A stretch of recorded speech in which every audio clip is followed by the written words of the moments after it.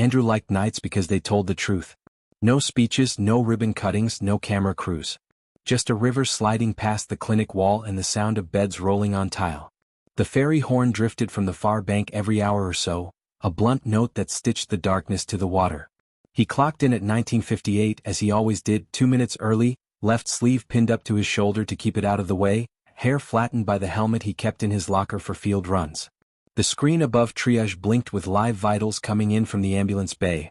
Heart rates, oxygen levels, a spray of numbers that rose and fell in rough, honest waves. Amina met him with a paper cup of coffee that tasted like cardboard in relief. 2 calls out, she said. Harper's covering the petty ward. Davis is on security. You get triage until 21. Copy. Andrew blew on the coffee and set it down next to the keyboard. He logged into the clinic system and pulled up the overnight template he built over 6 months. It saved him seconds, little strings of time he stole from the universe and handed back to the people on the gurneys. Name, age, what hurts, what's likely to fail first, who can wait, who cannot. The sliding doors whispered. A man in a city maintenance jacket shouldered through, half carrying a teen with a torn cheek and safety glasses hanging crooked from one ear. Name? Andrew asked, already reaching for gauze. Leo, the man said, breath high. Table saw slipped. Amina took the man's elbow and parked him on a bench. We'll stitch, she told him. Eyes are fine. Sit. Breathe. Andrew pressed gauze to Leo's cheek and counted, not for himself but for the room. 1, 2, his voice was even, steady, a metronome for scattered minds. The teen's shoulders, thunder under his hoodie, settled by a degree. Andrew let the count carry him through glove, light, rinse, clamp, handoff. Another set of doors opened. A woman in a delivery uniform steered a wheeled chair with a boy whose chest rose too fast. Nina, she said. Asthma. Forgot the inhaler. Room 3, Andrew said to Amina. Neb kit spacer. He knelt beside the chair. Nina, I'm Andrew. We're going to put a small mask on him. He'll hear air like the ocean in a shell. You're staying with him. She nodded, her fingers shook. Andrew pressed the call button with his knee, and Harper slid through from Petty with the mask and a canister, ponytail tucked under a cap. You started the party without me, she said, smiling with half her mouth so the boy would see it. Alarms? Andrew asked. Quiet so far. Harper tipped the mask and spoke to the boy through it, each phrase wrapped in calm. In, out. And out. A minute later, the boy's ribs stopped jumping. Andrew checked the incoming board. A run from the north, 2 elderly from a church supper, dizzy and nauseated. A slip on river steps. Chest pain on 3rd. The city's pulse quickened, then settled again like a hand squeezing and letting go. On nights like this, Andrew saw patterns other people called coincidence. The ferry horn and the code bell sometimes landed on the same minute. Rain often brought in a broken wrist at 23 past the hour, as if unwise ladders had a calendar. You could call it nonsense. He still watched for it the way he watched the waterline outside and the faces in the waiting room. Not superstition, observation. The body of a city had rhythms. If you learned them, you moved faster. He taped a printed cuff label to his palm to warm the adhesive, then stuck it onto Leo's wrist after the first stitch. The teen stared at the ceiling, jaw clenched. You work union? Andrew asked, tone light. Yeah, Leo mumbled. Then you get a very boring scar and a story no one believes. Tell them you wrestled a bear and won. You don't owe them facts. A small snort. The man in the maintenance jacket relaxed his grip on his cap. From the hall came a voice that rose too fast. My mother, she fainted. Mary, please? A woman in a red coat tried to push a wheelchair at a speed that locked its casters. Andrew was already there. I'm Andrew, he said to the woman. What's your mother's full name? Mary Lawson, she said. 79. She was standing in the kitchen and then she wasn't. Does Mary have chest pain now? At strike. Any blood thinners? No pain. No head hit. She takes. Peter wrote it down. She fumbled for a folded paper. Warfarin. Mary's eyes were open, hazel and sharp under worried brows. I'm fine, she said, voice firm with a hint of humor. My body got bored and decided to sit before I did. We'll take a look anyway, Andrew said. Mary, can you squeeze my hands? He offered both hands, fingers forward, and counted again. 1, 2, 3. Her grip was soft but even. He watched her mouth while he asked about the room spinning and saw only the tiniest wobble at the corner of her lips when she moved. He measured pupils with his penlight, checked pulse, asked Mary to tell him a joke. She did, a harmless thing about soup too thin to drown in. Room 5, Andrew said to Harper. Monitor, fluids at a low rate, labs, orthostatics. Harper pivoted the chair with the touch of a dancer and gave the daughter a look that meant both you did the right thing and you can sit down now. Between calls, Andrew documented. He didn't just hit the boxes. He wrote sentences that made sense to anyone who might read them at 4 in the morning. Son saw hand saw slip, edges clean, updated tetanus last summer, Leo wanted to finish the job, we made him sit. He added times, breaths, the color of a nail bed at 2014 versus 2018, the way Mary's joke came out a little slower than the laugh she added after it. He had learned the hard way that the person across town reading your words might have only those words, no face, no voice, to guide them. Amina leaned against the door frame with a grin that would buy anyone 20 minutes of courage. Your notes are small novels, she said. They're maps, he said without looking up. Maps work at 3 a.m. Eat, Amina said, dropping a protein bar near his elbow. Your maps crumble when your blood sugar runs out. He peeled the wrapper with one hand and took a bite. The river smell drifted through the vents, metal, damp concrete, something green that somehow survived the city. A short lull fell. The waiting room screens played a muted clip of a rescue dog graduation, tails wagging hard enough to knock over cones. Harper returned from room 3 and held up the spacer like a trophy. Inhaler training, complete. He gets a sticker. And a lecture? Andrew asked. I'm saving the lecture for the parent, Harper said. Kid's breath sounds like a new harmonica. Keep an eye on room 5, Andrew said. Mary Lawson. Sharp, funny, lying about how dizzy she is because she thinks we're busy, Harper said, already heading that way. Got her. At 2107, the radio crackled. Unit 7 en route, chest pain, male, 62 River Path, conscious. Andrew grabbed a second glove, snapped it on, and hit the bay's automatic door with his hip. The night air carried cool river air and the echo of footsteps under the bridge. The ambulance swept in, tires whispering on wet pavement. Name? Andrew asked as the doors flew open. Scott, the paramedic said. Pain radiates to jaw, onset 20 minutes ago while walking.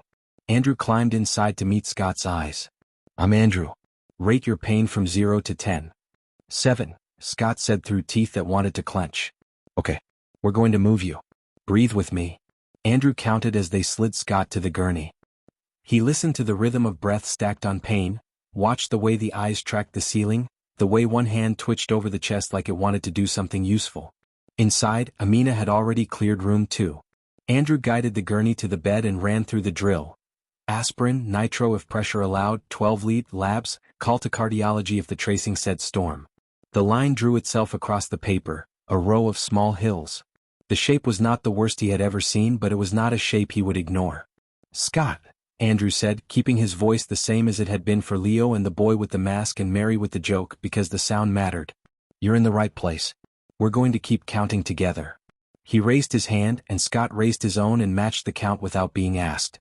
The room narrowed to the math of skin and electricity and time. Andrew didn't look heroic, he looked busy. He called Harper for a second set of hands, and she arrived already reaching for the 4 kit. Amina charted out loud so there would be no gaps. Davis kept the hall clear with a quiet presence that said everything was under control, even if it wasn't. The pain fell from 7 to 5 by the second nitro. Scott's jaw unwound. The line on the paper evened out just enough for Andrew's shoulders to ease by half a degree. Who called it in? Andrew asked, more to keep Scott talking than for the record. Guy on the path, Scott said. Never saw him before. Then he did his job tonight, Andrew said. He pressed the page of paper to the chart. He would not remember the stranger's face, but he would remember that a call had come from the dark by the river and arrived as a man who could still say his own name. At 22:30 the waiting room thinned. Mary dozed with her daughter beside her, hand on the rail. Leo's bandage sat neat across his cheek like a stripe. The boy with the asthma mask played a game on his mother's phone, sound off, eyes heavy but calm. The clinic ran like a ship in slow water. Andrew stood at the glass door that faced the river and watched a tug pull 3 low barges past the lit arches of the bridge. The tug's engines thudded a steady beat you felt in your ribs. He matched it without knowing, his hand patting the pocket where he kept a pen, tap tap tap tap. Behind him, monitors sighed and pinged in soft near unison. The city didn't sleep, it breathed. Amina joined him, rubbing her hands with sanitizer. You ever go out there? She asked, nodding toward the dark strip of path along the water. Sometimes, he said. After a shift. When the sun's too early for bed. Same, she said. The ferry horn sounds different when you're on the steps. Closer. He smiled, brief and tired. Everything sounds closer on the steps. A light on the panel blinked. Andrew returned to his chair and saved his notes. He opened a file he kept for himself, the one the system didn't require. Night rhythm. It was a simple log, time stamps and short lines, things he told no one because they weren't policy. 1958, quiet tide, ferry horn early. 2014, child's chest eases with counted breath. 2107, call from river path, unknown caller. 2231, Mary's laugh at Harper's bad joke. He added one more. 2233, monitors synced for 6 seconds, then drifted. He didn't pretend it meant anything grand. It was just the way the city moved when people leaned toward one another at the same time. The bay door slid open for a courier. A cold draft brushed his arms. For half a second, something in the air hummed, not machine, not wind, more like a tone you feel in your teeth. Andrew glanced up, expecting to see the old elevator starting its climb. The indicator light stayed dark. The hum faded. Did you hear that? Amina asked from the hall. Probably the generator testing, Andrew said, though he knew the generator test was scheduled for Thursdays, not Mondays. He wrote nothing down. He didn't want to turn a stray note into a rule. At 2300 hours, the ferry horn sounded across the water again, one long call that carried all the way to the loading awning. Andrew took a breath and the room breathed with him. He felt the count settle in his chest like a steady hand. Outside, the tug kept moving. Inside, a dozen small worlds turned toward one another and held steady. The night had its rhythm, and Andrew walked back to room 2 to keep time. Above the river and its slow freight, a ship hung in the thin blue where night turns gray. It did not flash or roar. It sifted. Lines of attention drifted from its hull like spider silk, catching patterns too small for a human ear. Sarath stood at the forward console, a frame of glassy fibers around a core that pulsed when it spoke. Names from Earth scrolled along a rim in tidy rows. Andrew, Amina, Harper, Davis, Mary Lawson, Leo. Not profiles. Intervals. Times between calls. Gaps between alarms. Stretches where a city held its breath and then remembered to exhale. Found it again, Sarath said. 14 minutes of near synchrony across the river quadrant after the ferry horn at 23. Its voice reached the chamber through a translator that smoothed the edges but kept the cadence. Thal drifted closer, taller, armored in material that looked grown rather than forged. Sustained resonance? Short. Enough to recruit 2 extra responders within 3 blocks who were otherwise off pattern. Here. Sarath pulled a ribbon of sound across the air. A tug engine thumped. A triage monitor pinged. A street crossing chirped for a sightless walker. The lines crossed, then leaned, then separated again. Keldron watched without moving. It isn't a command, Keldron said. It's a nudge that arrives everywhere at once and they choose to lean. They do not sense the same things, Sarath said, fascinated. Yet they yield to similar timing as if neighbors were tugging a shared rope. Thal rotated the model and sharpened a cluster near the clinic wall. Name the node that anchors the lean. Andrew Walker, Sarath answered. The sound of the name touched the translator with a small human music. He counts. Others match. Keldron recognized the face. Late 20s or early 30s by human measures, eyes that scanned rooms in circles instead of lines, not a leader on paper, yet paths curved when he spoke. The ship had followed his cadence 3 times now, always at night, always near water. A thread at Saratha's wrist quivered. It was tuned to ground hum in a 4-block radius. A faint surge rose and fell, the kind of tone a human would file under. I thought I heard something. The clinic's generator was silent. Still, the tone was there. We brushed them, Thal said, hearing it. Only with wide filters, Sarath replied. They cannot trace the origin. The tone folds into their own machines. Keldron flicked a finger and admitted a split screen of images. The clinic lobby with its chairs and patient rows, a stretch of river steps glossed with damp, and Andrew at a terminal, writing more than the boxes required. Keldron had never seen notes like that from other cities it had studied. Short entries, yes. Codes. Ticks of compliance. Andrew's notes read like a clerk shipping maps to strangers he would never meet. What do you call that? Thal asked. He is cataloging, but not only for himself. Handing off, Keldron said. He writes so the next pair of hands can move without pause. Sarath highlighted an earlier thread. 2014, child's chest eases with counted breath. He forces the room to follow a tempo, Sarath said. Even as air is scarce, even as time is tight. This is the field we first discovered about them. Convergence around distress.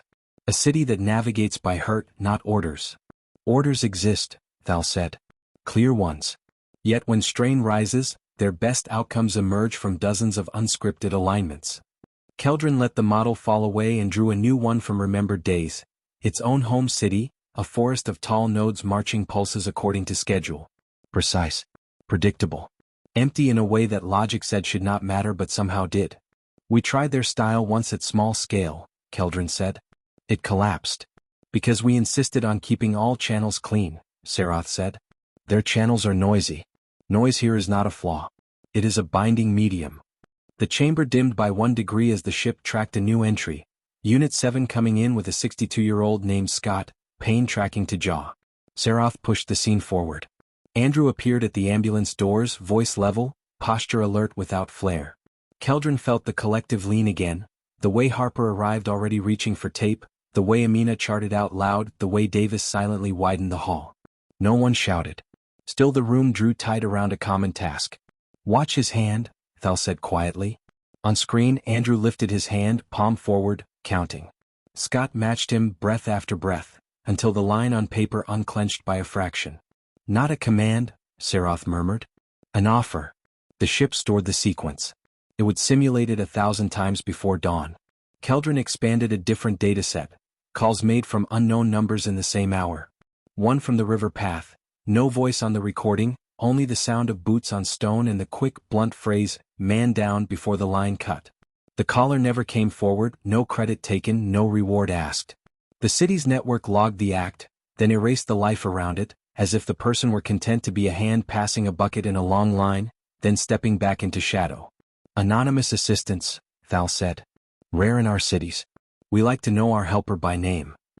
Here it is common, Sarath said. They take turns holding the rope and do not always announce it. The ship was not alone. 8 hulls drifted at distances measured not by kilometers but by delay. Vorn watched the ports where storms ripped housing from posts.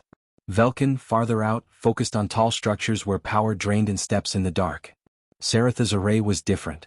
It ignored the dramatic. It tracked breath. It watched small acts multiply until trucks moved and doors opened. A bell tone marked a scheduled exchange on the internal loop. Velkin's voice arrived thin and crisp. Status. Mapping, Sarath said. River quadrant stable. Emergent tempo observed again. We need a general, Velkin said. We have pilots and theorists. Get me someone who can persuade councils. Keldrin felt the rub in that. Generals are not the lever we require here. Velkin was quiet for a beat. Your report reads like poetry again, Keldrin. Bring me a bald number I can argue with. 14 minutes of entrainment tied to an ambient queue, Sarath supplied. 2 unassigned responders shifted into service because the pattern pulled them. 12% improvement in initial contact time for a chest pain case. That I can use, Velkin said and dropped off the loop. Thal flexed wide shoulders and looked at Keldrin. He will argue for a forced overlay. And break the very thing we admire, Keldrin said. Sarath raised the river again. The tug passed the bridge. The horn sounded. On the ground it was only a warning for boats. In the array, it was also a quiet metronome that a neighborhood used without knowing it had been offered. We cannot rely on horns and luck, Thal said. No, Keldrin agreed. But we can understand how one rhythm makes room for hands to find one another. Then we ask if they want help holding it. Sarath threaded a new filter through the neighborhood, nowhere near the human ear. The clinic lights did not blink. No dial twitched. Yet a faint wash moved through 2 streets and slipped into 3. It did not say do this. It only reduced friction, 10% fewer delays in doors opening to let stretchers through, a minute shaved from a lab run because a courier left a hallway 1 pace earlier than planned, a security guard offered a chair in the right corner instead of the wrong one, opening a route without being told. Thal cocked a head. They will not notice. They will feel the night go better than it should and blame luck, Sarath said, pleased. The line between aid and interference is thin, Keldrin warned. I am not directing hands, Sarath said. I am lowering grid and gears. If they push, the gears turn with less scrape. If they do not push, nothing moves. Keldrin watched Andrew pause at the glass door and look toward the river. He did not point, did not call out. He only stood long enough to align his own pacing to the thud of the tug. Then he went back to work. This one writes maps, Keldrin said. If we ever speak to any of them, I want it to be him. Thal's eyes narrowed. He is low in their formal ladder. He cannot grant permission for all. I am not looking for permission for all, Keldrin said. I am looking for a teacher. A suggestion glowed in the chamber, then went dim, not yet a plan. A corridor unfolding from the clinic's awning, a gravity well that bent one person's path upward for a little while and then stitched it back without a scar. Even thinking it made the hull tense. The ship was cut to study, not seize. Sarath sensed the tension and diverted the conversation. The hum he noticed, he will forget it by morning. Or he will write it in that private log, Thal said. Night rhythm. Keldrin's mouth curved. You read it too. I prefer numbers, Thal replied, yet I keep reading his lines. They function like our index, except softer and somehow just as clear. The chamber's rim flashed amber. A dust storm pulled power from a town 200 kilometers west. Vorn's array turned toward it like a field of sun-hungry plants. Velkin requested a full overlay in 3 minutes, a net of guidance that would make the town move as if it were one organism. Sarath glanced at Keldrin. We can test our low-friction pass there. Not commands. Openings. Lanterns set along a path rather than a leash around the neck. Keldrin weighed the variables. Do it, Keldrin said. But watch for drift. If we remove too much resistance, they stop learning how to lean toward one another. Thal anchored the parameters. Limited radius, opt-in triggers, exit at dawn. Sarath tuned the hum to the tone of door hinges and generator keys and the sound a mother makes when she calls a child inside in a voice that allows no argument and yet carries kindness. The river rolled on. The horn from the ferry sounded on time. In room 2, Scott's pain dropped 2 points and stayed there. Harper handed him water. Amina wrote the time in a neat hand. Andrews saved his notes and added a line to the file no one had asked him to keep. Ready? Sarath asked. Keldrin lifted a hand. One more pass over our node. The ship focused again on the clinic. The hum kissed the edges of the building and slid away, a touch so slight the walls chose not to notice. Andrew's head tilted as if he were listening for a word he could not quite catch. He did not pause long. He returned to the work as if the room had asked him to keep time. Proceed, Keldrin said. The listening array bent a small portion of the night over the desert and set faint lanterns where strangers could find one another faster.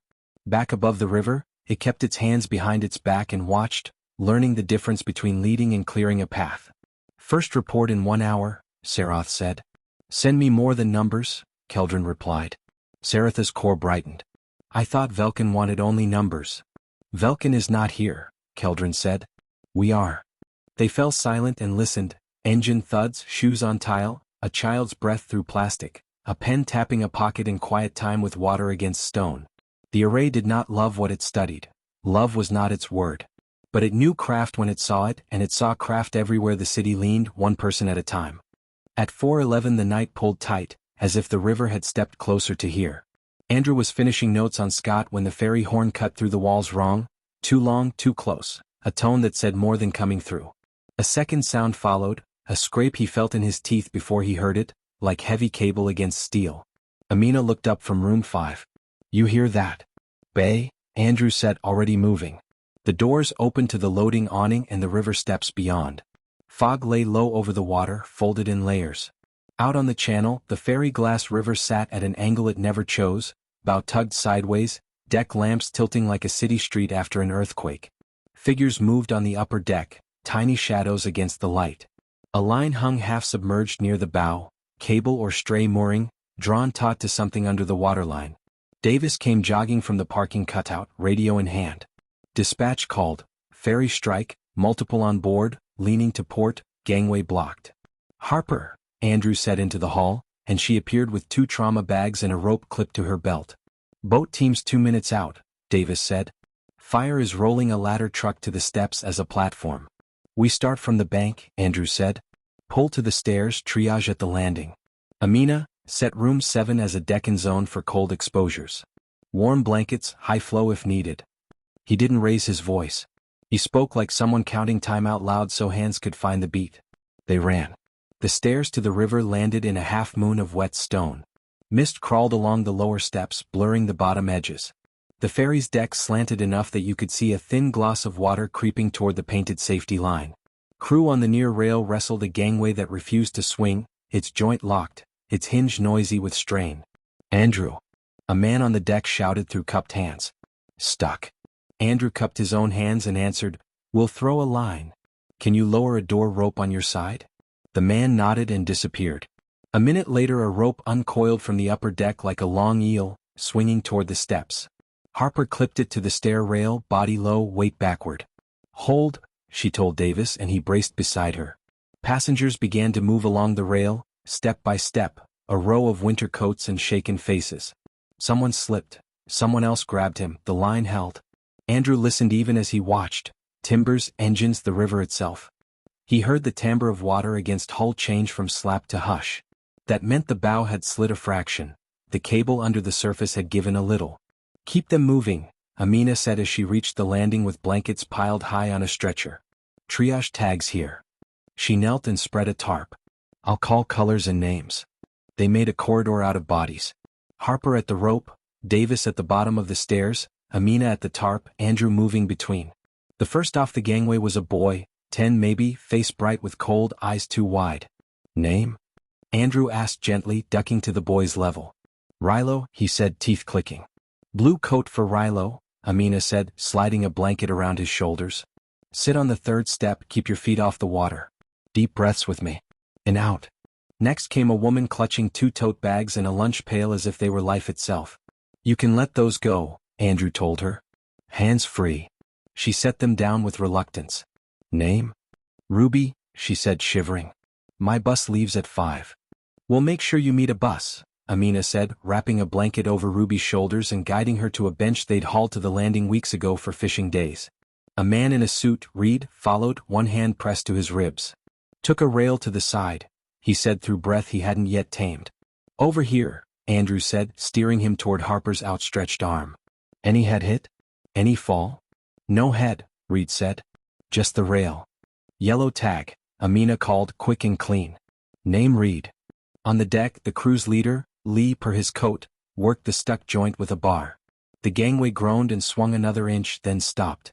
Behind him, a line of passengers waited for the next opening to step forward. One, an older man named Dean by his ticket clipped to a lanyard, had both hands white-knuckled on the rail. The water near the bow sloshed higher, licking the painted safety line like a tongue. Andrew lifted a hand and called, count of 3 for each step. 1, 2, 3. Move. 1, 2, 3. Move. The line of passengers matched him and the flow steadied. The counting cut the panic into small parts that fit into bodies again. From the fog above them came a shape the size of a gull, quiet, humming in a key that merged with the river noise. Andrew glanced up once, filed it as a drone and kept working. Harper threw a second rope. Davis tied it off on a bollard with a knot that would have made a sailor proud. Fire's here, he said as red lights smeared the mist at the top of the steps. A ladder slid down and planted on the landing like a rigid vine. 2 firefighters, Brown and Price by their helmets, moved with practiced speed. We can bring a basket up the side, Brown said. Anyone non-ambulatory? 2 I can see, Andrew said. One with a leg that won't take weight, Gino, green scarf.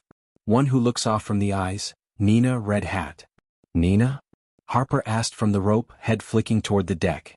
Different Nina, Andrew said. The name flickered through him, petty mask, ocean in a shell, but he kept counting. 1, 2, 3. Move. Brown and Price worked the basket with the crew on deck. The basket skimmed the ferry's edge, angling toward the steps. Nina in the red hat stared straight ahead, hands locked on her purse like a grip on a rail. Her mouth moved. Andrew leaned in. Say it again, he asked. Dog, she said faintly. 2 decks down. Locked in a crate by the cafe door. Andrew weighed water, time, crew, 100 risks that could fold the night. We'll tell Lee, he said. We'll try. Please, she whispered, and his chest tightened because love did not stop at species and the river did not care. He signaled Lee with 2 fingers, wait, and wrote on a wet clipboard as big letters as a child, dog, locked, cafe door. Lee read it, nodded once and sent a deckhand down with a ring of keys. The boat team arrived with a low craft that bumped against the steps. Luke, Andrew recognized him from other nights, handled the tiller. We can take 6 at a time, Luke said. Short runs to the service dock. Do it, Andrew said. Start with the elderly and anyone with children. He pointed to Dean and Ruby, to Rilo and a girl whose name turned out to be June. He met each pair of eyes and sent them toward the boat one by one, counting the steps down. Behind him Amina kept the tarp map. Red, yellow, green. Names next to colors. A rhythm of tags. She did it with a quiet that told people they weren't lost in a crowd. Halfway through the line, a man in a dark coat froze on the gangway, shoes welded to the metal by fear. The line stopped. Water lapped higher, the horn murmured once like a sigh. Andrew stepped onto the gangway and got low, putting his eyes on the level of the man's. "I'm Andrew," he said, hand open, palm out. "I'll count. You match me. You don't need to think. Just match." He lifted his hand and the man, Roman, lifted his as if they were about to slap a child's game. "1, Andrew said. 1, Roman echoed. 2, 2, 3, move." Andrew stepped back and Roman stepped forward exactly the same. They did it again. Again. After 4 cycles Roman's shoes remembered how to walk.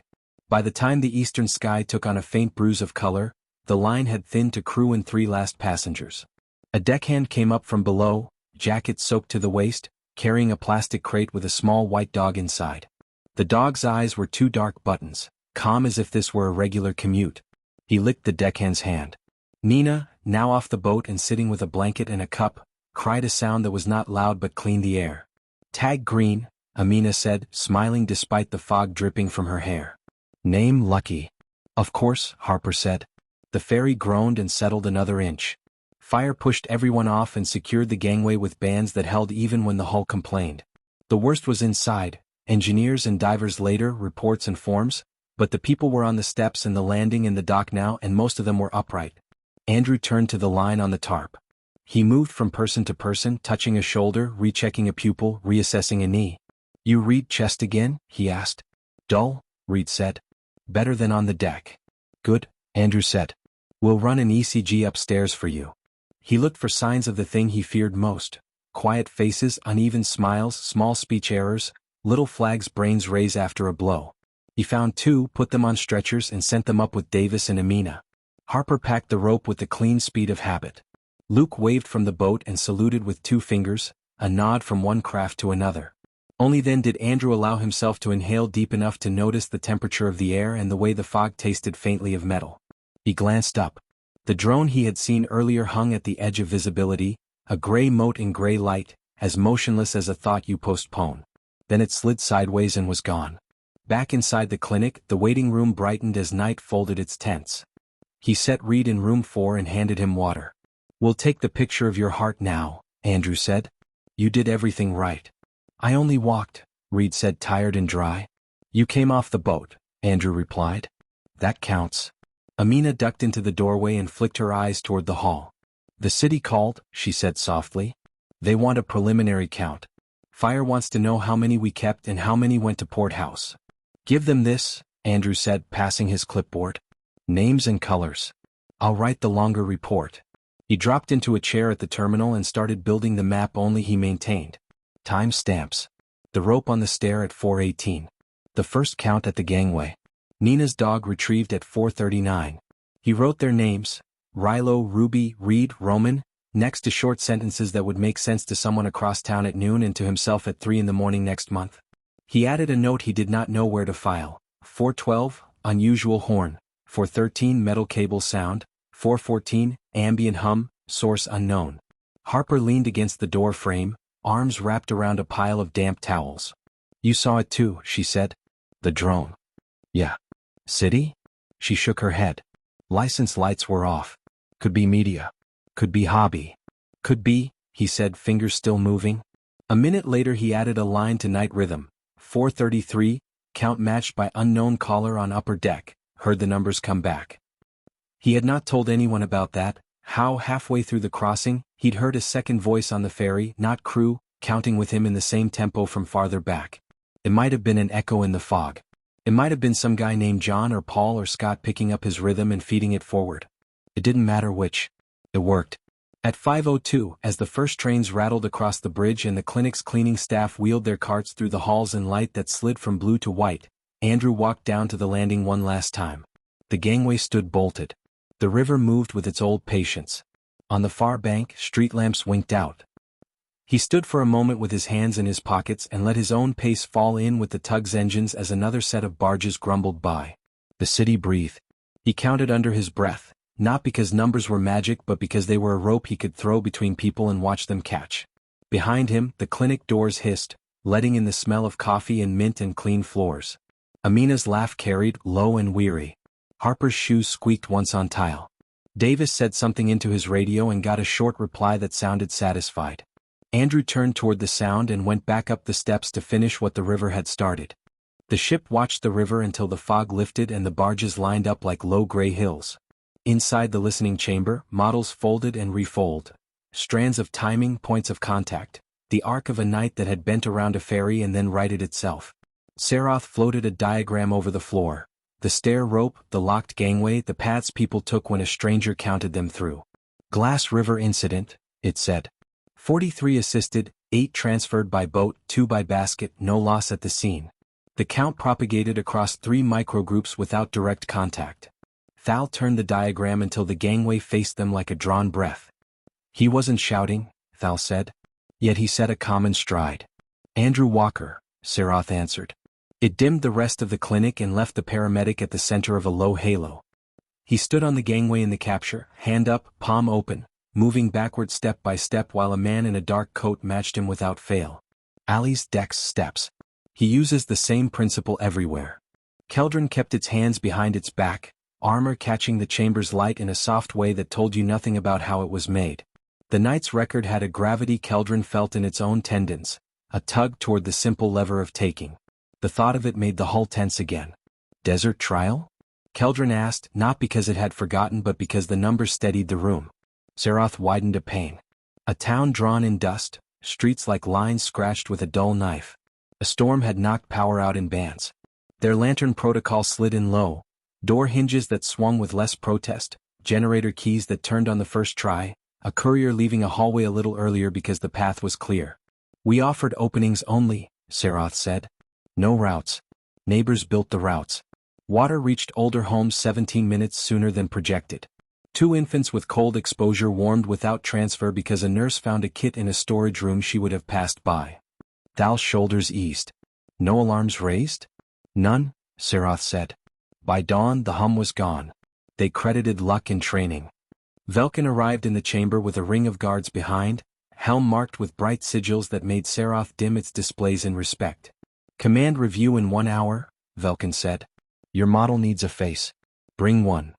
Keldron felt the words land like marked stones. A face who does what? Teaches, Velkin answered. Your reports keep saying the same thing. They converge around distress without orders. We cannot replicate it. We must learn the pattern at its source. Thal lifted its chin. Consent matters.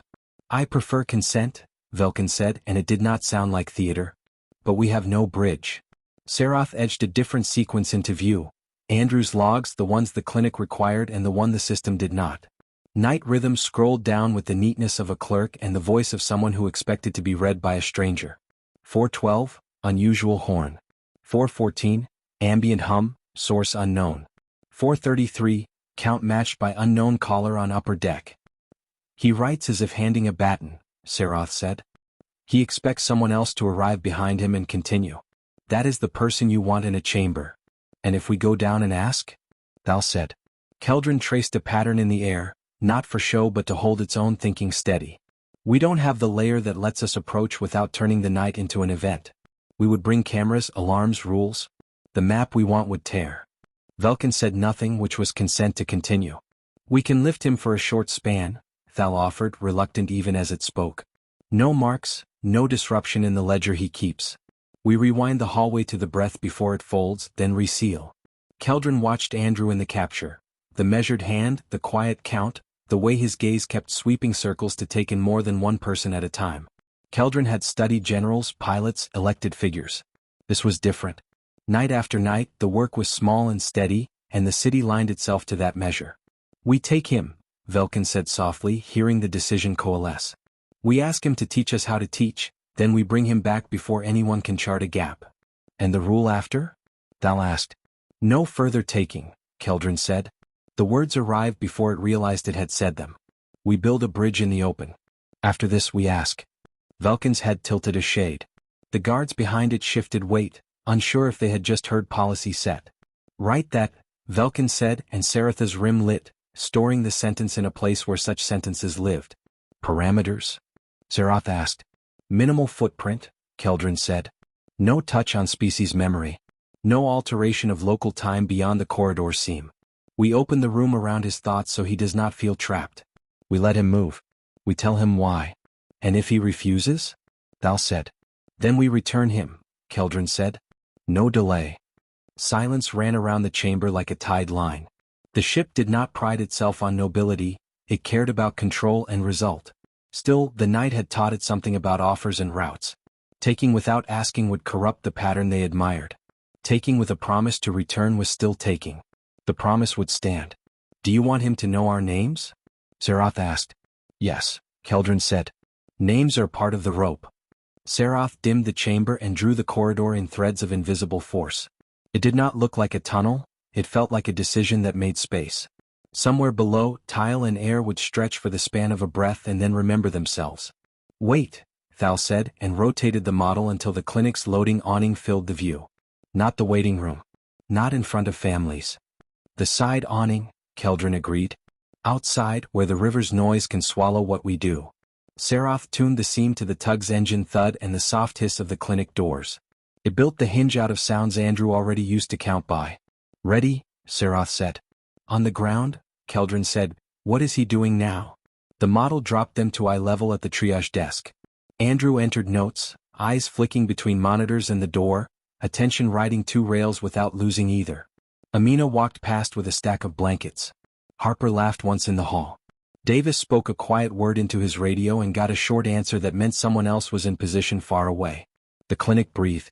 Keldrin watched Andrew add one more line to night rhythm and save it. He stood, stretched his shoulders, and headed toward the side awning, probably thinking of air and the taste of the river and one swallow of coffee he had left behind an hour ago. Serath looked to Keldrin for the word. Keldrin tasted the decision one more time, the way you taste the edge of a coin before you hand it over. It did not love what it studied. Love was not its word. But it respected craft and craft asked for care. Open, Keldrin said. The corridor unfurled over the loading awning like heat above a road. Stone and air lengthened just enough to invite a step. The hum matched the tug. The clinic's doors slid and the river kept its old count. Andrew reached the threshold between the world he knew and a room he could not have named. They did not pull. They waited. He placed his weight forward. And the ship chose. The air by the loading awning thickened the way heat does above a road in summer. Andrew felt the tug's engines through the rail and took one step for air. Tile stretched. The alley looked longer than sense allowed. He blinked, expecting the old elevator to grumble awake. It stayed dark. Amina, he called half-turning. The clinic doors sighed shut behind him as if the building had exhaled. The hum under the river tone rose a fraction, aligned with his pulse, and the world folded inward without noise. He did not fall. He shifted as if an unseen hand had spun the room 90 degrees. He stood inside a chamber that did not argue with him. When he wanted a wall to lean on, a surface arrived at his shoulder. When he glanced for a chair, a low form softened under his knees. He stayed on his feet anyway, weight set, hands open. Two figures waited. One was tall, armor grown in clean curves that caught light and returned it without glare. The other stood a head shorter, wrapped in glassy fibers that pulsed at the core like a slow heartbeat. The taller one inclined its head in a human way learned from a long watch. We followed your cadence, it said through a translator that met him halfway. I am Keldrin. The smaller figure nodded once. Serath. Andrew's mouth went dry, which annoyed him. He swallowed and counted to 3 without moving his lips. You took me, he said even. We opened a path, Keldrin answered. You walked.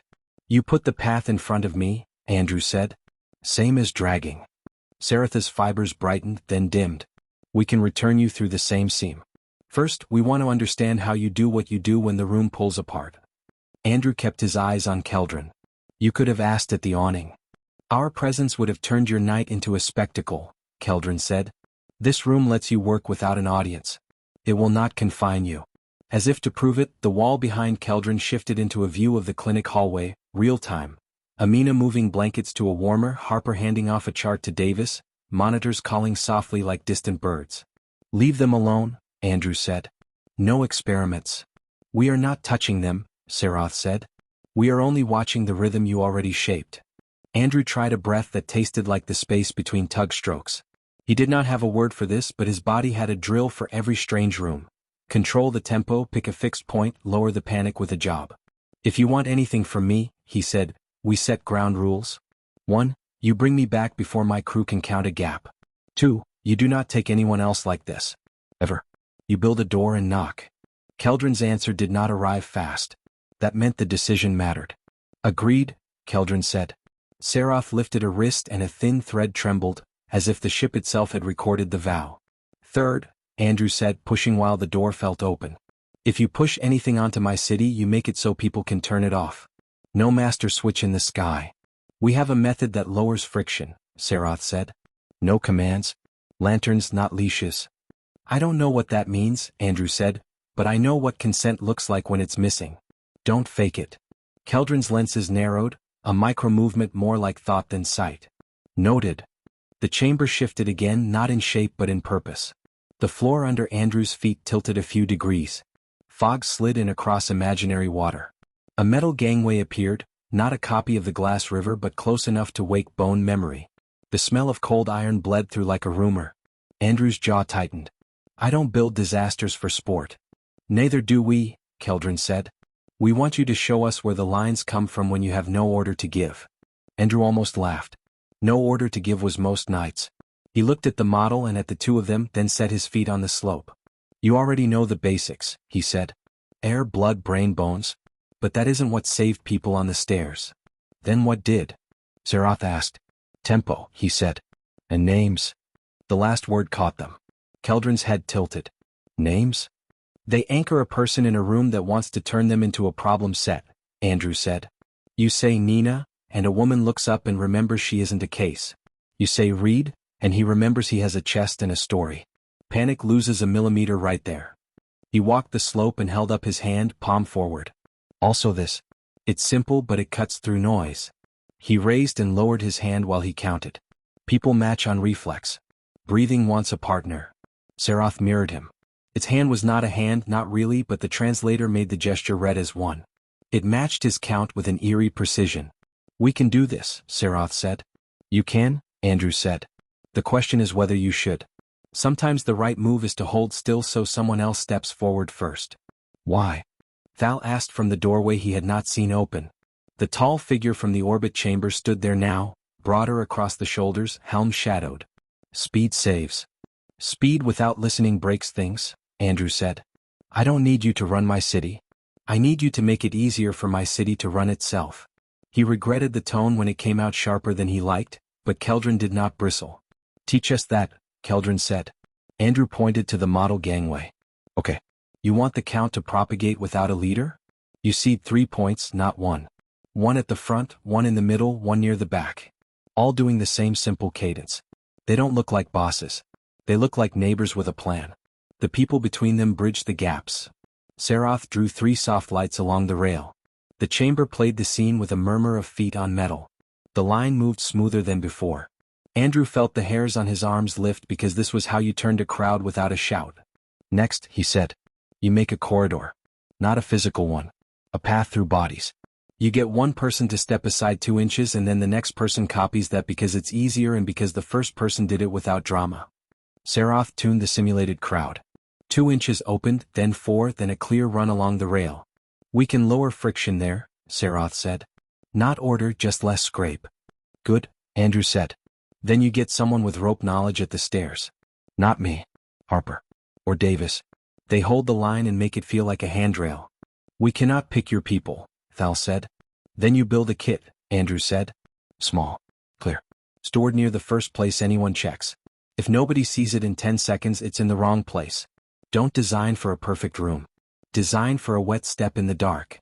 Keldron's core brightened a shade. A kit. Not a network. Make the kit teach without instruction from above, Andrew said. A sticker with a diagram can do more at 4:30 than a manual a kilometer away. Tape with color bands. A knife that doesn't fold on cold fingers. A rope that bites even when hands are weak. Serath recorded every noun as if each were a coordinate. Color bands. Tape. Knife. Rope.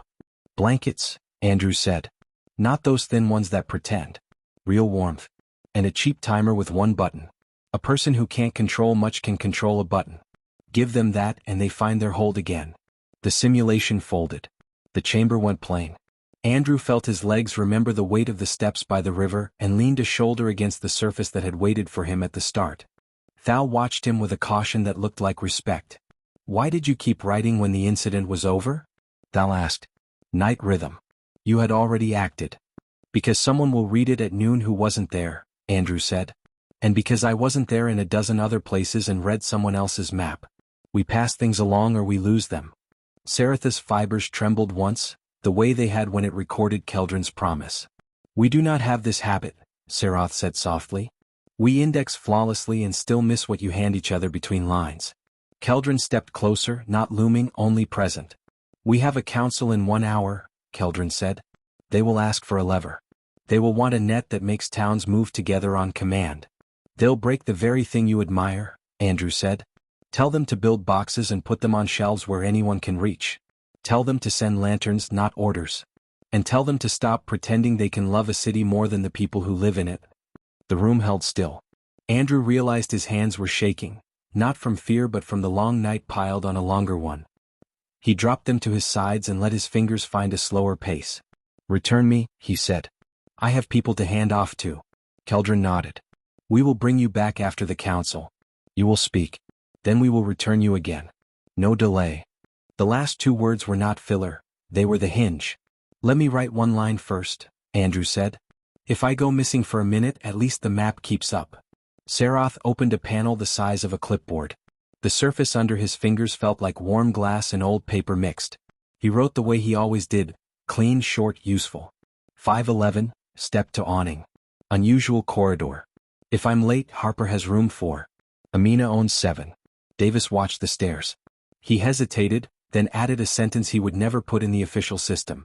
If the night bends, keep counting. He lifted the stylus. The panel folded the words into the ship without vanishing them from him. He could feel that, somehow. He did not understand how that worked. He did not need to. Keldron raised a hand. When you return, the seam will sit in the same breath, the same tug stroke. Your people will not feel a gap. Andrew looked at the live view of the hallway one last time. Amina setting a cup by the warmer. Harper passing Davis a towel and grinning at something he said. The ordinary weight of rooms he trusted. He nodded. Open it where the river can hide the odd sound, he said. Sarath tuned the hum to the tug and the hiss of the clinic door. The corridor unrolled like a thin bridge of air. Andrew stepped toward it and paused. One more rule, he said, looking straight at Keldron. If I tell you no in that council room, you don't go around me. Keldron did not look aside. If you tell me no, we stop, Keldron said. We still bring you home. Good, Andrew said. He stepped through. Tile shortened. The awning snapped back to its right length. The river's smell hit him like a known chord. The clinic door breathed open. From inside, Harper called, Walker, you coming or you moving in with the seagulls? Inside, Andrew said, voice level, stride steady. He slipped through and took his place at the desk as if he had only stepped out for air. He saved a note on room 4 and checked on Marion 5. The tug's engines marked the seconds. Somewhere far above, threads of light reknit as the ship turned toward a council with a new word written in its ledger. Ask. Morning crept into the clinic in thin stripes. First the vending machine light on the floor, then gray along the baseboards, then the faint gold that made Tile look warmer than it was. Andrew moved through handoffs the way he always did after a hard hour. Clear, short, nothing left to assume. Scott to telemetry, he told Harper. Mary, repeat orthostatics before discharge. Leo, return in 7 for stitch check. Amina slid a cup toward him. Drink. He drank. It tasted like a night that had done too much and still had one more chore. At 6:02 the generator hiccuped once and settled. No alarm. A small hum crossed the ceiling like a thought. Andrew glanced up, then at the clock. Thursday, the test day, lived far from Monday. He made a note in night rhythm. 6:02, brief tone/no drop. He did not add opinion. A volunteer named Beth arrived with clean blankets stacked to her chin. Where do you want these? Warmer too, Andrew said. Top shelf for the thicker ones. First reach matters. Beth nodded and moved like someone who wanted to help without getting in the way. You like that? He liked it more when she came back on her own and asked for 5 minutes of training on the spacer Harper had used in Petty. I'll get it right next time, she said. Don't want to waste breath. 2 minutes, Andrew said. He showed her the seal trick, the way to cue a child to copy breath with a fingertip on the mask's rim, tap on the in, lift on the out.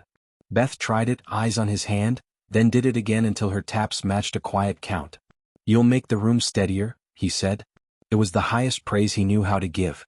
On the board, the river district went from red to yellow to green as boats left the dock and crews walked off the steps into taxis that smelled like coffee and damp wool. The ferry sat under a tug's shoulder like a horse under a trainer's hand. Reports began to seed the city's channels. Andrew ignored them. He trusted his own notes more than a morning brief written by someone who had watched from a warm office. He checked on Nina, mask boy. He checked on Nina, red hat, who was rubbing a small dog's ear with a look that could melt metal. He checked on Reed, whose tracing looked less like a storm and more like weather clearing. He wrote it all down. His words were not pretty. They got the next set of hands to the door. Up in the thin blue, the ship shifted its weight. Keldron and Thal crossed a wide hall toward a chamber ringed with listening seats. Sarath drifted behind, carrying Andrew's phrases like tools. Lanterns, not leashes. Kit, not network. Path through bodies. The guard ring around Velkin took their places on a high rim that looked like a crown turned inside out. "Council will want a knob," Thal said under breath, helm low. "They will want a master control. Then we give them boxes," Keldron said, "and a way to say no." Sarath angled the panel so only Keldron could see. The desert town glowed faintly. Lantern protocol had ended at dawn without residue. Neighbors were already telling their version of the night to one another.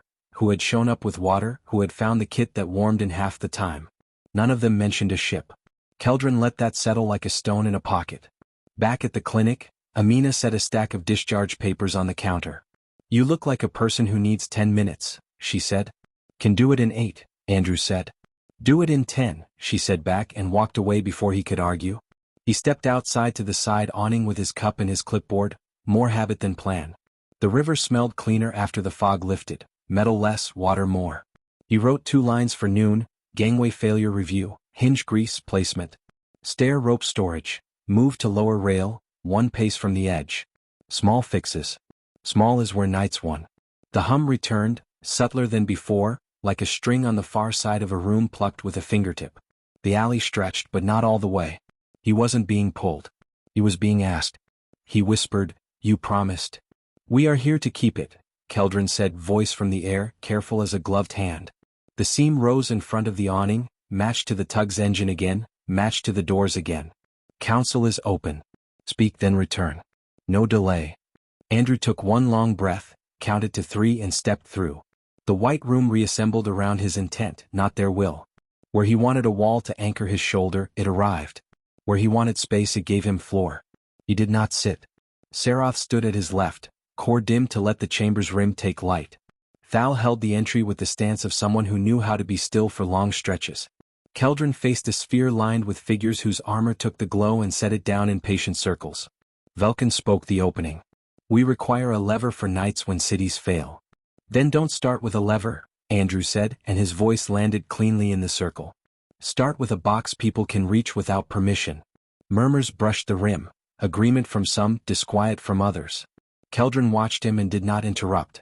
Andrew held up a hand, palm open. The habit worked on him too, it steadied his tone. "You can't pull every town into a single rhythm. You'll strip out the things that make neighbors turn toward one another. Send kits. Use color bands and a timer. Make rope that grips in cold. Put 1-page diagrams next to the door where people already look for tape. Add a line at the bottom that says, 'Turn this off when you're done.'" Sarath let a model kit bloom in the air. Boxes with blunt corners, stickers large enough to read in the dark, a rope coiled so it spilled from the hand into a sure knot as if it had been waiting to be used that way all its life. A counselor on the far rim, Vorn, tilted a helm. "Why trust strangers to use tools well?" "Because they already do," Andrew said. "You just don't count those nights." Another, Victor, leaned forward. "What of towns with no river, no horn to align them?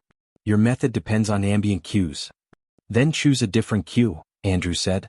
"On storm nights in my city, people use phone alarms for insulin. Use that ping. In farm towns, use the noon siren. In mines, use the end-of-shift bell. You aren't creating rhythm, you're borrowing one people know." The chamber's rim dimmed a fraction, which meant the idea settled into minds that did not show agreement in faces. Keldron felt a pressure ease where arguments usually tightened. "Offers not orders." A route cleared by 2 inches, then 4. Velkin's guard ring stood quiet. Velkin said, almost mild, and if a region chooses to refuse aid during harm? They will live with that choice, Andrew said. And with the stories their neighbors tell the next morning.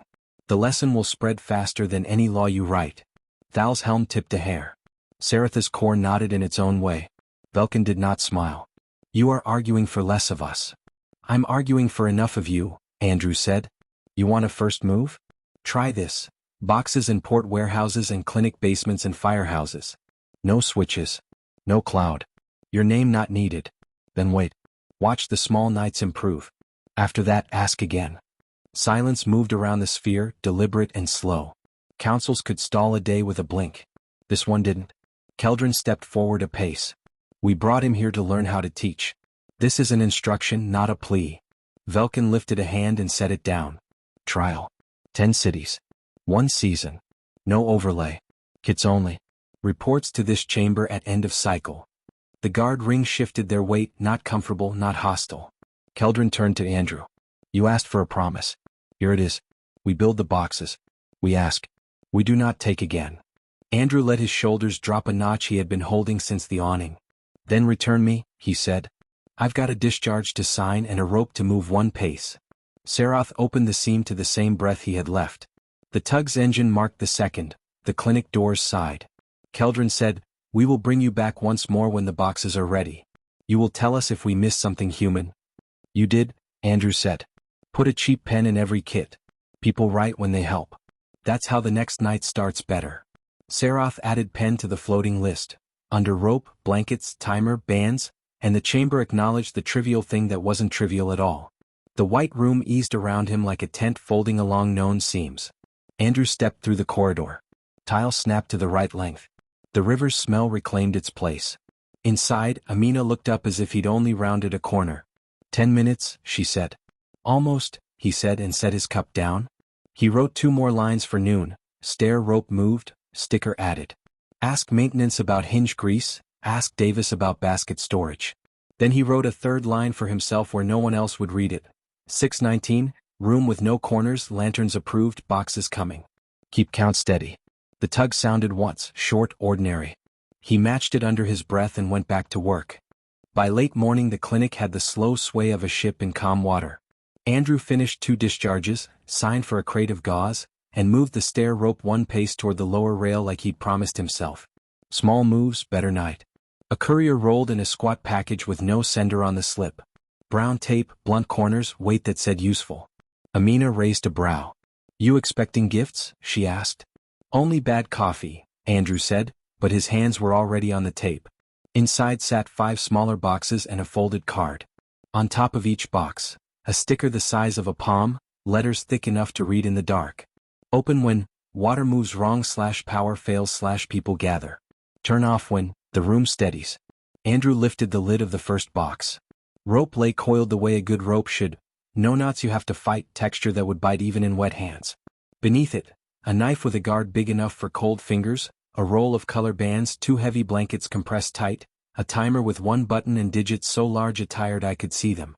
The pen sat on top, clipped to a card with a drawing of a stair landing and 3 arrows that showed how to make a corridor through bodies without barking orders.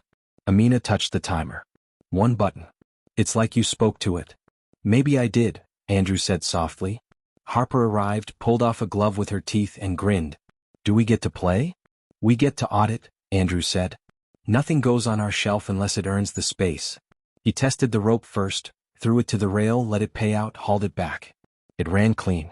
He made 3 loops with his eyes closed and felt each lock on itself without a slip.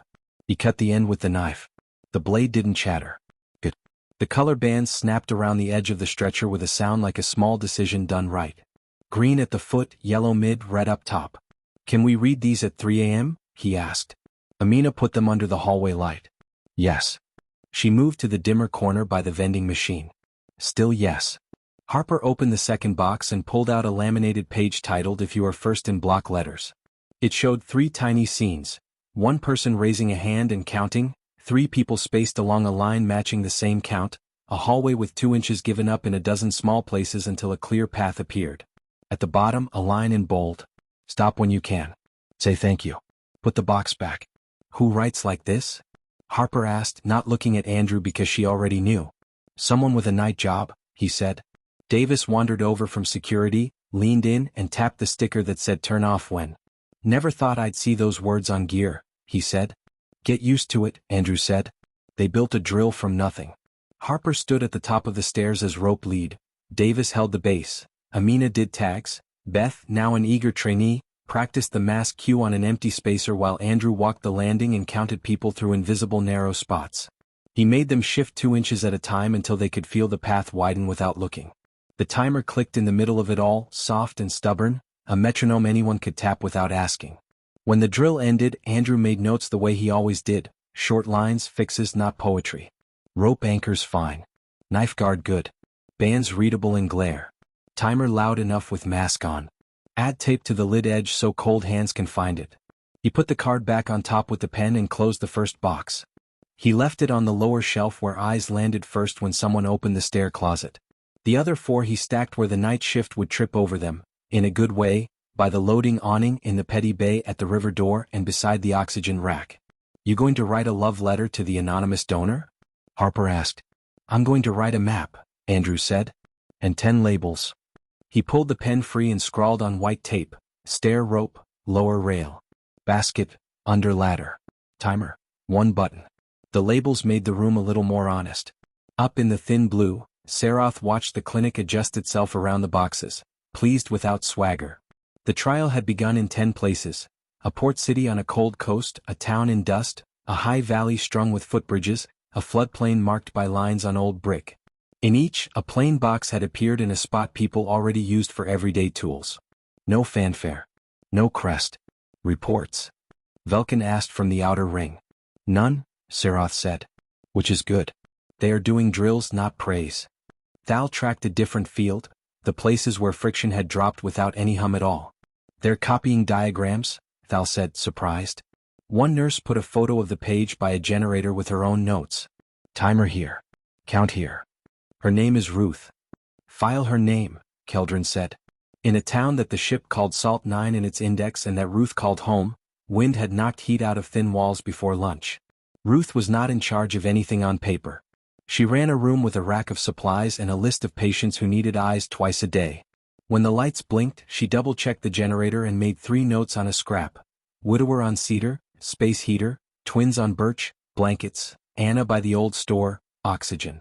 She reached for the shelf where she kept tape and found a box she had not seen that morning. She read the sticker. She didn't argue with it. She opened the lid, took the timer and a blanket, and was out the door before it finished its first minute. She didn't wait for a call from a capital or a siren. She knocked on the widower's door and set the timer where he could slap it every 10 minutes and say his own name out loud to keep himself awake. She wrapped him and counted with him twice. She moved to Birch and taught a kid how to count off 1 steady breath for a smaller body, the same rhythm his mother had used when he was little now turned around. She left the rope at the corner store with the owner and said, if heat fails in here, pull tables back along this line, 2 inches at a time. He nodded. People like him always did. The ship did not instruct her. She did not need it. Back by the river, the noon siren let loose its flat call. Andrew saw a man flinch and relax in the same breath. Habit. You like that? He preferred a city that owned its own habits. He wrote a line in night rhythm. Boxes placed, 4. First drill, done. Beth learned mass cue. Add tape to lids. He hesitated, then added another line not for any audit. Thank whoever made the pen sit on top. Harper slid a sandwich across the desk. I'm not saying the box is magic, she said, but I did not trip over a mop once during that drill. It's like the room wants to help. Maybe it does, Andrew said. He did not look up at the ceiling when he said it. He had learned not to give the sky too much credit.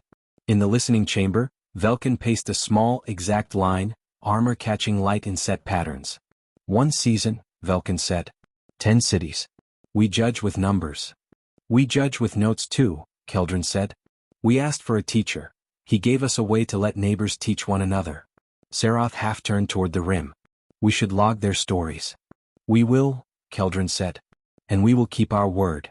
Late afternoon brought a bus crash on the ring road, a sharp event that pulled 3 hospitals tight. Amina ran a triage bay. Harper floated and fixed.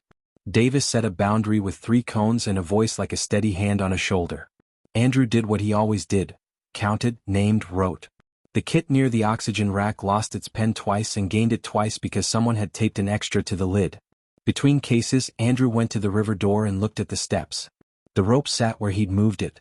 The sticker he'd written, stair rope, lower rail, glowed under the hallway light like an instruction a room had always wanted to say. He pressed his palm to the rail and felt the faint residue of the morning drill. His phone buzzed, 2 messages from Harper. You eat? And if you say yes, I will check the trash. He typed back, half a sandwich. Stop being my conscience. She sent a small carrot emoji that did not look like a carrot. He smiled and put the phone away. Night slipped in. The ferry horn marked the hours again. At 20:11 a.m. call came from the far side of the bridge. Apartment fire, 2 floors, stairwell smoky. The crew rolled. Andrew grabbed a box on his way out and threw it in the rig without thinking. At the scene, a ladder already leaned against brick. Smoke crawled from open windows like gray cloth. In the chaos, the box did something a command never could. It gave a neighbor a job he could finish. A man in a work shirt ripped the tape and pulled the rope and set it along the hallway with the 2-inch trick while Andrew counted a woman down a ladder 1 rung at a time. A timer clicked on the hood of the engine and a teen by the curb tapped it every 60 seconds with a look of fierce focus that made Andrew want to live long enough to see what that kid would do at 25. He wrote those names, work shirt man, teen with timer, on his glove so he could transfer them to the map later. Not for a medal. For pattern. Close to midnight, when the last report had been filed and the last blanket had been folded and the last cup washed and set to drip dry in the tiny sink, Andrew stood in the loading awning and listened to the engine of a tug pull 3 barges past the bridge. He raised his hand and matched the thud without making a noise. The city moved in his chest like a familiar machine that did not belong to him and did not need to. Boxes work, he said, not to anyone near, though he suspected someone far above would hear. Now don't break it. Up in the chamber, Keldron heard. Sarath saved the line with a marker.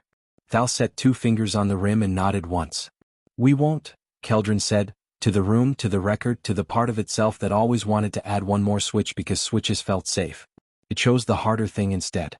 On the clinic's whiteboard, under shift notes and an anatomically questionable drawing Harper insisted was a heart, someone, Beth, had written in thick pen, if the night bends, keep counting. No one erased it. It wasn't policy. It was a map. By noon the city had put away its night voice.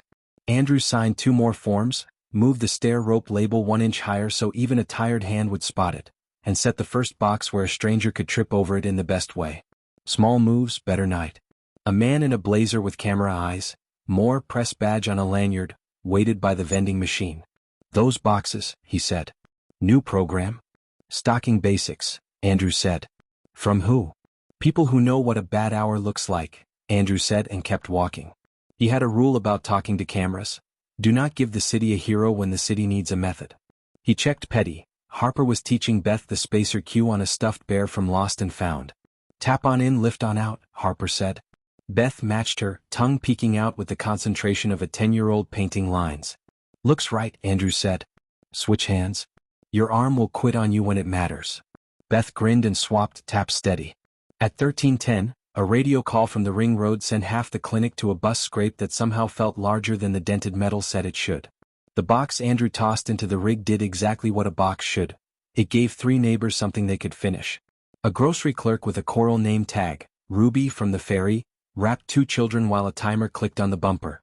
A college kid with shaking hands, Quinn, held the rope and made the 2-inch path through onlookers like he'd been doing it since grade school. A man in a work shirt, Warren, cut a seat belt at the right angle on the first try. Andrew put their names on his glove and transferred them to the map after. Back at the clinic, Moore hovered again. I saw that box on scene, he said. Same sticker. There's no logo. Who signed off? No one who wants a logo, Andrew said. That makes me curious. Good, Andrew said and left it there. When the handoffs slowed, Amina cornered him in the supply closet that never admitted it was a closet. We moving in shadows now? She asked, voice level, eyes not unkind. He looked at the mop bucket, the boxes, the narrow strip of floor where 2 people could stand without stepping on one another. He could tell her nothing and keep the circle small. Or he could make the circle strong. There are people watching us, he said. Not our city. From above. Amina took that in with one blink. Names? Keldron. Sarath. Thal. You go anywhere with them? Once, he said. Twice if you count a room that was only a room because I wanted it to be. And they gave you These. She tapped the top box. They asked how to help without taking over, Andrew said. I told them to build small and plain, then get out of the way. Amina exhaled low. You write it down? In night rhythm, he said. Not the part anyone else sees. Then add one line for me, she said. If he goes missing, I'm next on the rope. He nodded. Truth made the air easier to breathe. Up where the light thins, the listening chamber tracked 10 trial cities. Sarath watched the high valley where footbridges stitched villages together like thread through cloth. One box had been opened on a bridge landing. A teacher named Sonia set the rope along a plank edge and used the 2-inch trick to carve a lane for goats and people at the same time. She laughed when it worked and wrote a note on the pen card. Used chalk arrows on planks. She tucked the note under the lid for the next hand. No overlay had told her to do it. She didn't need one. Thal traced a rough spot, a floodplain where an eager helper had anchored rope too high, turning elbows back into obstacles. The fix came not from a capital but from a janitor named Santos who moved the anchor low and taped a simple arrow at knee level so eyes would stop climbing walls and start seeing floors. Sarath added knee-level arrows to a future sheet, not to erase Santos but to pass him along. Edge effects, Keldron said quietly. They carry the kid out past what we pictured. Good, Thal said. Edges teach. Velkin stood with the guard ring and did not interrupt the view. Hard policy loved a switch.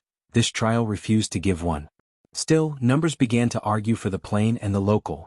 Reductions and false crowding, shorter time to first useful action from people who had never worn a badge, fewer late complications and small incidents that never made the morning brief.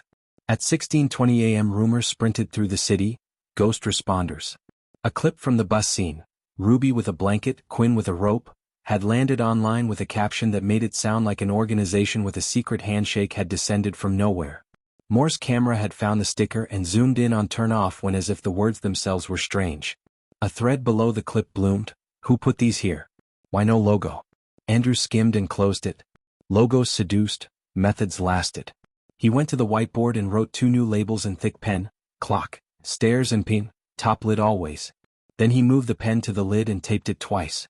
As evening laid down the first long shadows across the river, Ruth in Salt 9 returned the timer to the widower on Cedar because he asked her to leave it. He liked feeling the button under his thumb every 10 minutes, a proof he was still here. She left it on condition that he check on his neighbor across the hall at each click and say her name through the door. He did. 2 names stayed caught on that hour like cloth on a nail until the wind stepped back. Near dusk, the seam by the clinic awning rose again, not to take but to ask.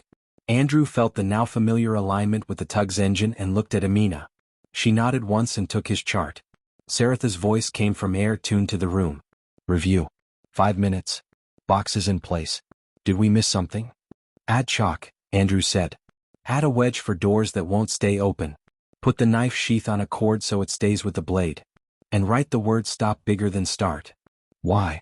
Because ending a move is as important as beginning one, he said. People need permission to set a thing down. The ship added chalk, wedge, cord, big stop to its quiet list. Press. Sarath asked. They are naming your boxes. They aren't mine, Andrew said. If someone wants to call themselves something for doing neighbor work, fine. But keep it boring. Boring gets passed along. Keldron's voice joined lower. We set a rule with you. No more taking. We are keeping it. If we learn something worth bringing, we knock. You can come to the awning, Andrew said. I'll meet you for 5 minutes. After that, you're in line with everyone else. Understood, Keldron said, and the seam thinned back into ordinary air. Evening brought rain.